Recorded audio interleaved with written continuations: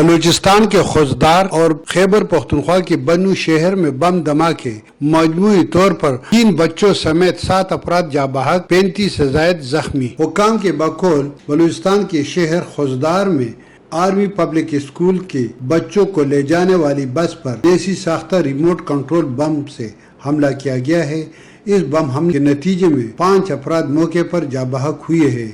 فوج کے شعبہ تعلقات عامہ نے جاری کردہ بیان میں اس واقعے کی تصدیق کرتے ہوئے کہا ہے 3 بچے اور 2 افراد موقع پر جاں بحق ہوئے ہیں، جبکہ 35 سے زائد بچے زخمی ہوئے ہیں۔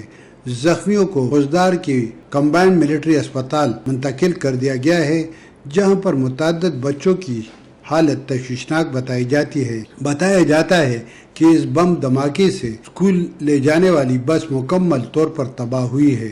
صدر آصف علی زرداری، وزیر اعظم شہباز شریف سمیت ملک کے سرکردہ سیاسی اور انتظامی عہدیداروں نے اس واقعے کی شدید الفاظ میں مذمت کی ہے۔